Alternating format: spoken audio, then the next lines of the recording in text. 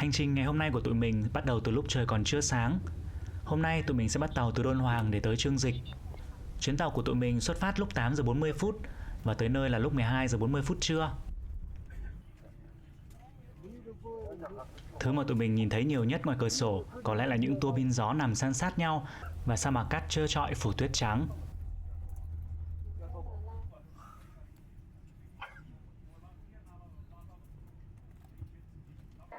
Khách sạn tại Chương Dịch mà tụi mình đã đặt chắc là phải xịn nhất trong cả chuyến luôn ý. Nằm cách ga tàu chỉ tầm 10 phút đi bộ thôi, khách sạn cực mới và rộng rãi, không gian lại vô cùng hiện đại. Đây là bạn robot giao đồ ăn của khách sạn này. Phòng ở đây rất sạch sẽ và đầy đủ trang thiết bị. Mỗi ngày nhân viên còn đi từng phòng tặng hoa quả và nước uống cho khách nữa. Ấy thế mà giá chỉ như khách sạn bình dân thôi. Tụi mình cũng rất bất ngờ và bật ngửa vì không nghĩ khách sạn xịn như vậy mà giá lại quá rẻ.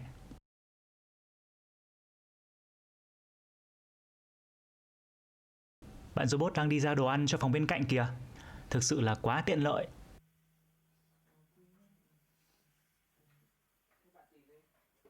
Mùa đông nên cây cối bên ngoài trơ trọi không à. Tụi mình gặp lại bạn robot trong thang máy. Gương mặt của bạn ấy dễ thương ghê. Ui, bạn còn tự biết bấm thang máy luôn á. Tranh thủ buổi chiều còn nắng, tụi mình tới công viên ngập nước thành phố Chương Dịch để đi tìm một địa điểm rất đặc biệt. Trong công viên này có dịch vụ cho thuê xe đạp nhóm, 60 tệ trong một chiều, trong một xe 5 chỗ như thế này đây. Cũng khá là thú vị ha.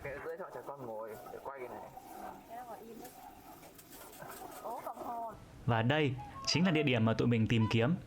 Hồ nuôi thiên nga và chim trời của công viên ngập nước.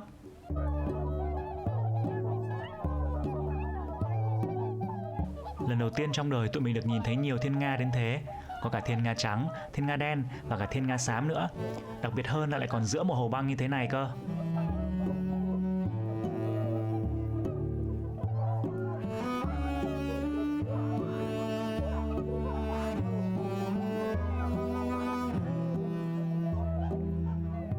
Người dân ở đây còn cầm theo bánh mì vụn để cho tụi thiên nga ăn nè. Tụi mình cũng muốn tìm mua bánh mì vụn nhưng trong công viên lại không có bán.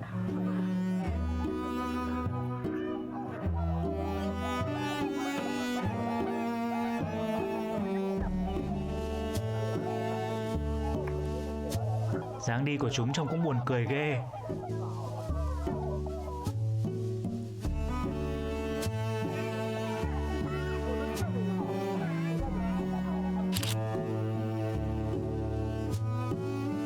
Không chỉ có thiên nga không, tụi mình còn thấy cả những loài chim tự nhiên khác như là vịt trời, ngỗng trời nữa. Nắng chiều vàng ươm mà vẫn rét run vì ngoài trời chắc phải âm 10 độ mất. Tụi mình vừa ngắm thiên nga vừa tranh thủ sưởi nắng một chút cho ấm.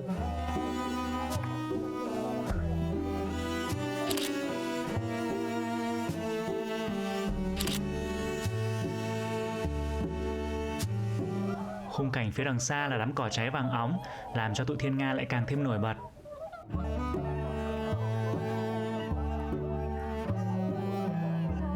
Chú thiên nga đen này còn đứng một chân hay chưa này.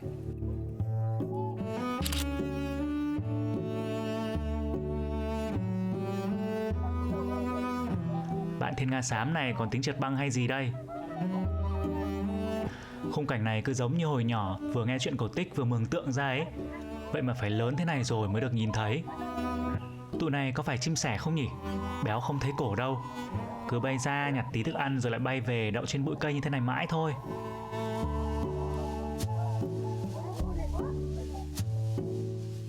Mặt trời xuống dần, trời thấy lạnh teo mà tụi mình chưa có muốn về vì nắng hoàng hôn đẹp quá.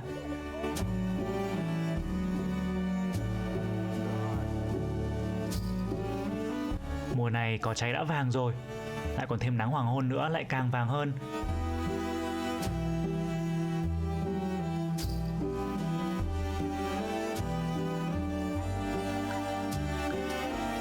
Có một mái nhà cổ ở đằng xa kia nên tụi mình quyết định đạp xe tới đó.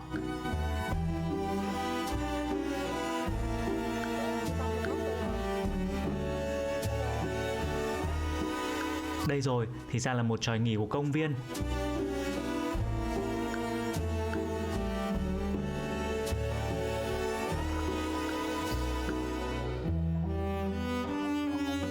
Nán lại đây một chút rồi ra về thôi nào. Trời lạnh mà đứa nào đứa nấy cũng run cầm cập luôn rồi.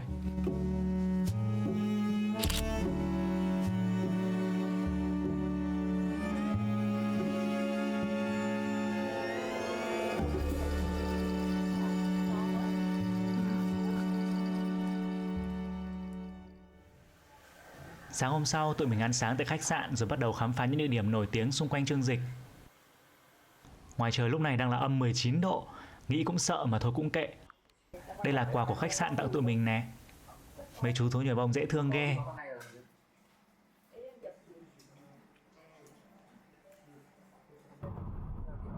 Tụi mình cũng thuê xe 7 chỗ có tài xế trong 2 ngày tại Chương Dịch với giá 1.100 tệ. Tính ra là cũng rất hợp lý luôn á. Hai bên đường đi chỗ nào cũng tuyết phủ, xuống xe lúc này chắc đông cứng luôn quá.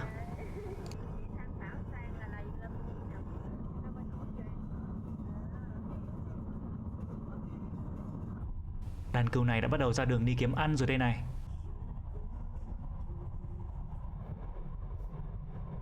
Sau hơn 1 tiếng di chuyển thì tụi mình cũng tới được điểm đầu tiên rồi.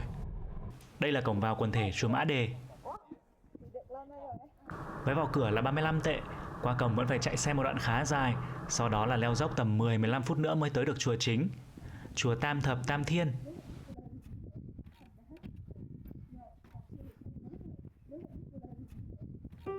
Từ trên dốc có thể nhìn thấy rất rõ khung cảnh làng tuyết ở xung quanh.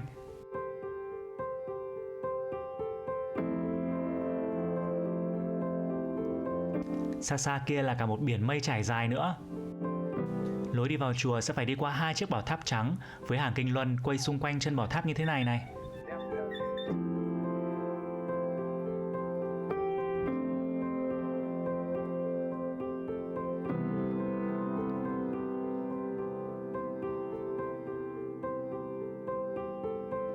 Nghỉ chân một lát tại đây đã.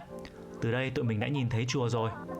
Đúng vậy, những ô cửa trên vách đá kia chính là chùa Tam Thập Tam Thiên. Mặc dù đã tìm hiểu trước về chùa, nhưng khi nhìn thực tế, tụi mình vẫn không thể tin được là người xưa có thể đục đẽo một vách núi trở thành một ngôi chùa đẹp như thế này.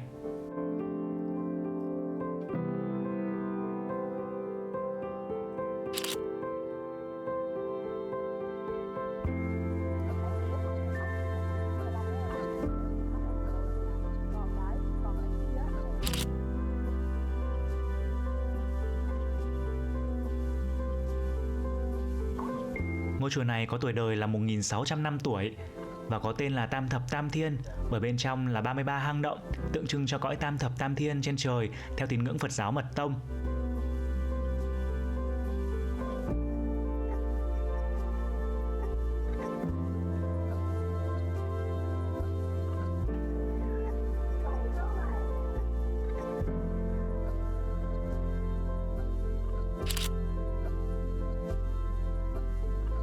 Lối đi bên trong rất hẹp và thấp, vì vậy tụi mình phải đi rất cẩn thận. Những bậc thang ở đây vừa nhỏ vừa cao, vừa đi phải vừa cúi và mò mẫm những vập đá để bám vào.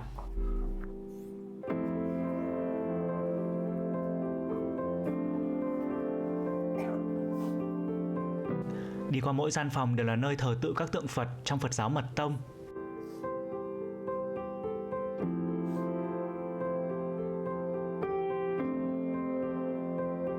Hoa văn trang trí ở các hành lang bên ngoài cũng rất đẹp.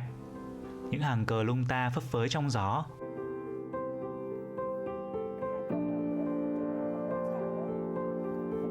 Tuyết phủ trắng cả khuôn viên ở phía dưới. Gian phòng cuối cùng nằm tít trên một cầu thang cao vút, leo lên phải cực kỳ cẩn thận. Gian phòng trên cùng thờ các vị Tara, các vị thần ban phước lành trong Phật giáo Tây Tạng. Một điểm đặc biệt đó là sáp đốt tại các chùa Tây Tạng đều là bơ sữa nha mọi người, chứ không phải là sáp nến đâu. Nhiều du khách cũng tới đây thắp đèn để cầu nguyện.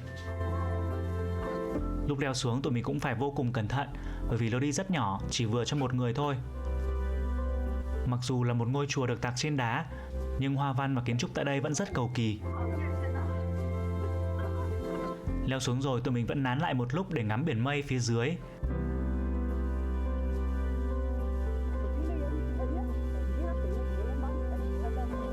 Mờ mờ phía xa là những ngọn núi thuộc dãy Kỳ Liên kìa.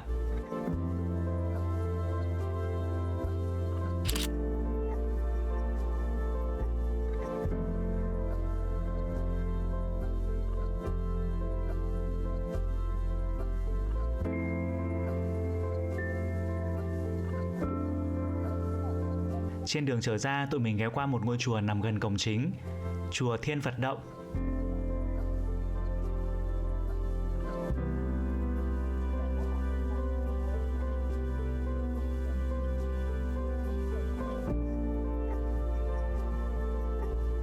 Đây là một ngôi chùa của người Hán với kiến trúc rất đẹp và lộng lẫy. Những gian chùa cũng được tạc trên vách đá giống như chùa Tam Thập Tam Thiên.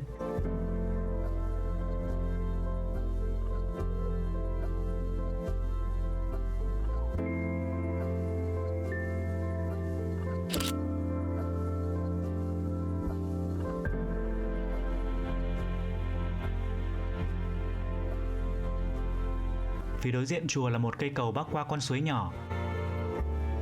Trên cầu treo chi chít các dải lụa cầu nguyện đỏ của du khách tới đây.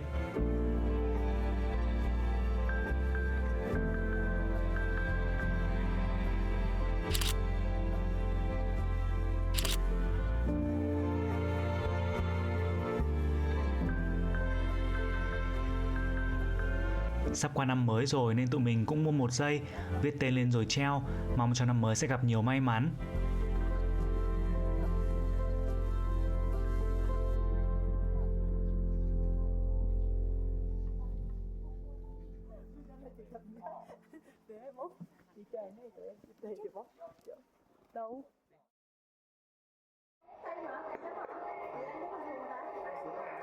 Quay trở lại thành phố, tụi mình ăn cơm trưa thật nhanh để kịp thời gian tới địa điểm đáng mong chờ nhất tại Chương Dịch.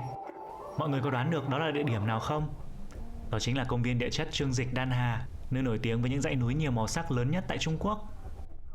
Sau khi mua vé xong, tụi mình lên xe buýt tham quan đi vào trong. Thường thì công viên này cực kỳ đông du khách vào mùa hè. Để tránh sự đông đúc đó và cũng như để trải nghiệm một lớp màu khác của những dãy núi, tụi mình quyết định đến vào mùa đông. Tới điểm dừng đầu tiên rồi, một dãy núi cầu vồng với các vệt màu rất rõ.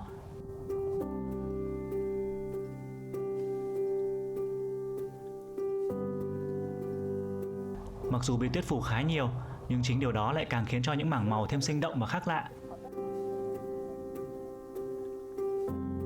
Những dãy núi tại Đan Hà đều được cấu tạo bởi những lớp đá sa thạch đỏ ép vào nhau trong hàng chục triệu năm. Với sự tác động của thời gian, khí hậu, những lớp đá trầm tích dần bị bào mòn, làm lộ ra những đường sọc đổi màu chạy dài theo sườn núi.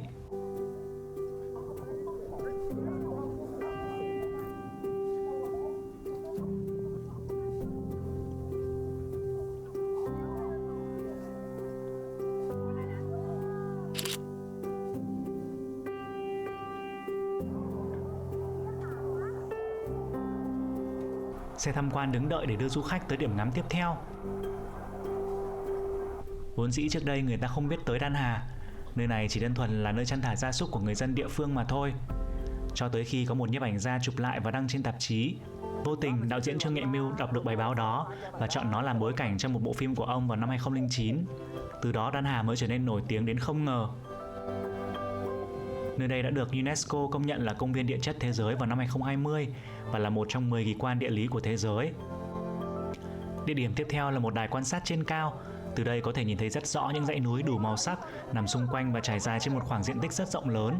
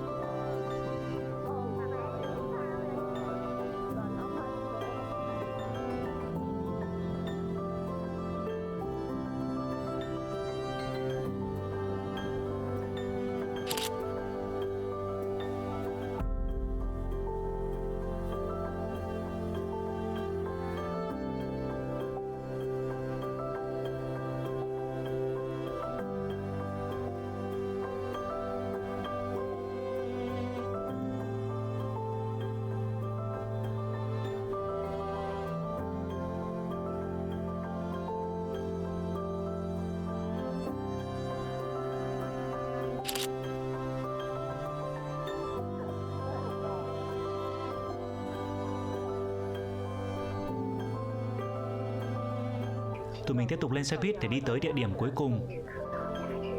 Lúc tới nơi cũng là lúc nắng chiều đổ trên những triền núi vàng rực.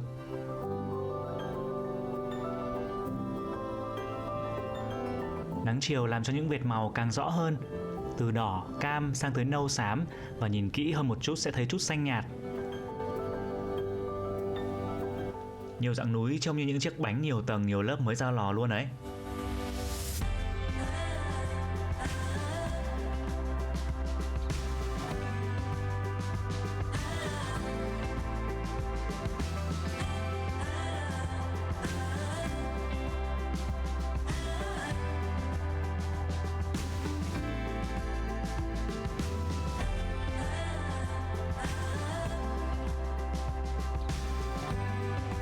Chỗ này trông như được rắc một lớp dừa nạo ấy nhỉ. Nhìn cũng ngon mắt ghê ha.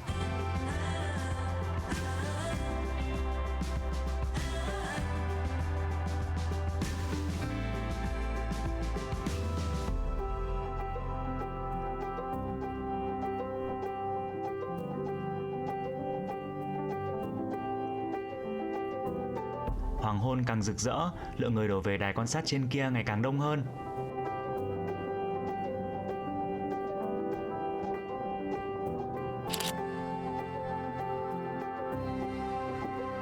Tụi mình đứng phía dưới lang thang ngắm nhìn lại địa mạo Đan Hà lần nữa trước khi lên xe buýt trở ra.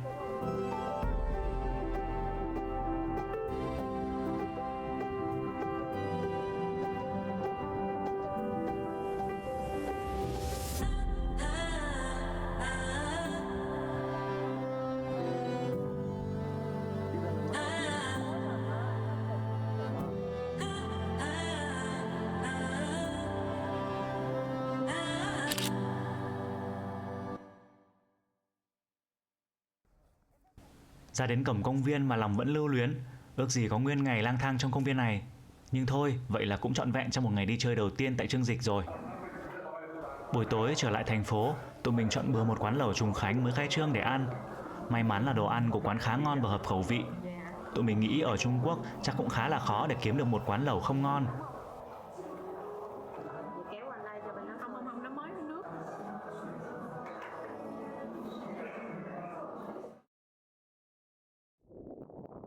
Ngày cuối ở Chương Dịch, tụi mình di chuyển tới tham quan một địa điểm khá lạ nữa. Một công viên địa chất khác nổi tiếng với những hẻm núi đồ sộ và hùng vĩ, hẻm núi Bình Sơn Hồ. Hẻm núi này nằm cách thành phố Chương Dịch gần 60 km về phía đông bắc. Chú tài xế lúc gợi ý cho tụi mình còn khen Bình Sơn Hồ ấn tượng hơn Đan Hà nhiều, làm tụi mình tò mò vô cùng.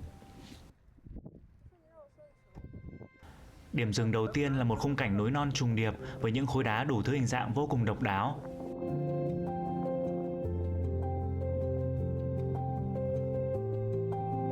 Khối đá này nhìn từ xa trông giống một pháo đài ha.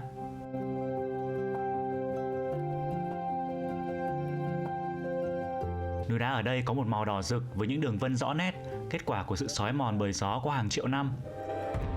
Vé vào cửa công viên này có hai loại là loại vé thường và vé tour chuyên sâu. Loại vé thường có giá là 130 tệ, du khách sẽ phải tự check-in và chỉ được khám phá một nửa cung đường mà thôi. Còn loại vé chuyên sâu, thay vì phải check-in, du khách sẽ được trải nghiệm một chặng xe địa hình chuyên dụng, một chặng cưỡi lạc đà và một chặng xe lạc đà kéo. Đồng thời sẽ được đi tới tất cả những điểm đẹp nhất, ấn tượng nhất của hẻm núi. Tất nhiên là giá vé sẽ cao hơn nhiều, 328 tệ. Do hôm đó thời tiết khá xấu, còn có tuyết rơi nữa nên tụi mình lựa chọn tour chuyên sâu để dành sức ngắm nghía. Đây chính là chiếc xe địa hình chuyên dụng mà tụi mình đã đi.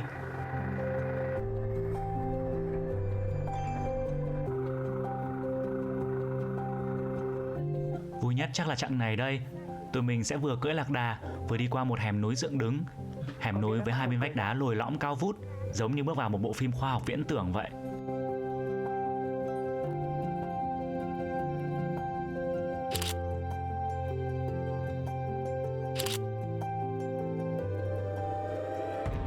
Nếu ở Đan Hà, tụi mình ấn tượng với những dải màu sắc đan xen, thì ở Bình Sơn Hồ lại khiến tụi mình phải trầm trồ về địa hình địa chất đa dạng hùng vĩ. Hẻm núi ở đây vừa sâu vừa dài, khiến cho hành trình tham quan càng thêm kỳ bí và ấn tượng.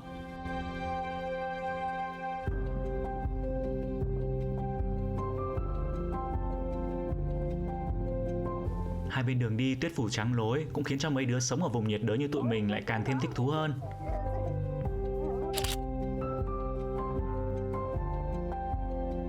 Mấy hẻm núi này cao tới nỗi tụi mình đứng bé xíu xiu, mùa đông còn không có du khách mấy nên cảm giác bé nhỏ lại càng rõ hơn.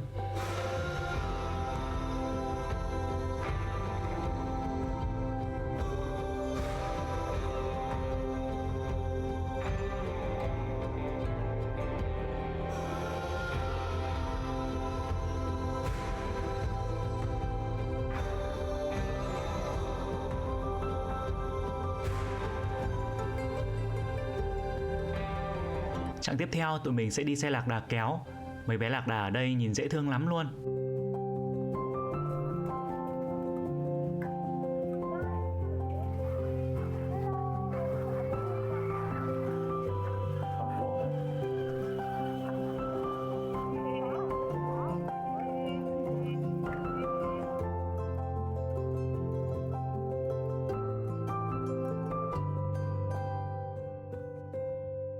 Xuống khỏi xe lạc đà, tụi mình sẽ bắt đầu check-in chặng cuối cùng để tới lối ra từ đây.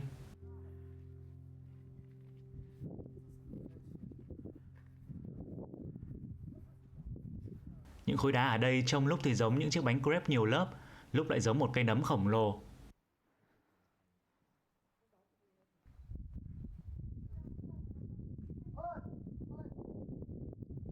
Hai chú bò này đang thong dong gặm cỏ khô giữa trời tuyết. Đoạn này nhìn hoa văn trên vách đá cứ nghệ nghệ sao ý. Đây là hai mẹ con Hoa Kiều sống ở Úc tụi mình gặp trên đường. Hai mẹ con tranh thủ nghỉ Tết Dương về quê du lịch. May nhờ có hai mẹ con họ mà mấy đoạn phải giao tiếp với nhân viên của tụi mình trở nên dễ dàng hơn rất nhiều.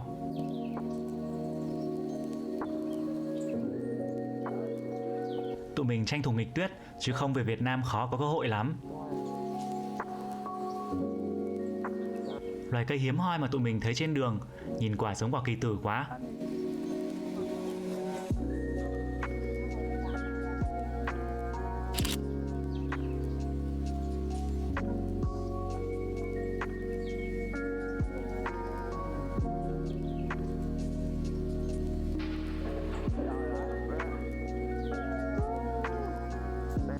Đang đi thì tụi mình gặp một hốc đá nhỏ, phải khom người mới có thể lọt qua được. Và khung cảnh tụi mình gặp tiếp theo khiến mấy đứa khóc thét. Một chiếc cầu thang dốc thẳng đứng cao ngất. Đi hết chiếc cầu thang đó lại tiếp tục là những bậc thang nối tiếp, ngoằn ngoèo mãi không thấy điểm kết thúc. Mấy bạn cừu này chắc đang nghĩ không biết tụi này lên đây làm gì đây.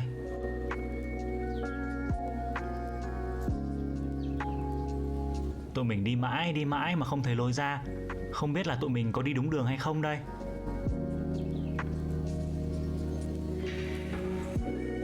Nhìn xung quanh lại thấy khung cảnh những bậc thang nối dài giữa núi non trùng điệp và tuyết trắng.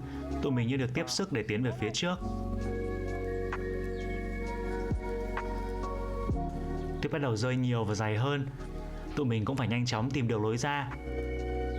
Wow, khung cảnh trước mắt thực sự quá là kỳ vĩ.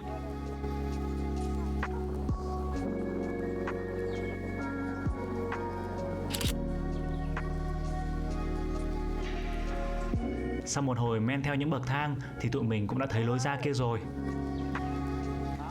Vậy là hành trình tại chương dịch của tụi mình cũng kết thúc tại đây. Mọi người nhớ đón chờ tập tiếp theo tại thành phố Tây An của tụi mình nhé. Giờ thì xin chào tạm biệt và hẹn gặp lại.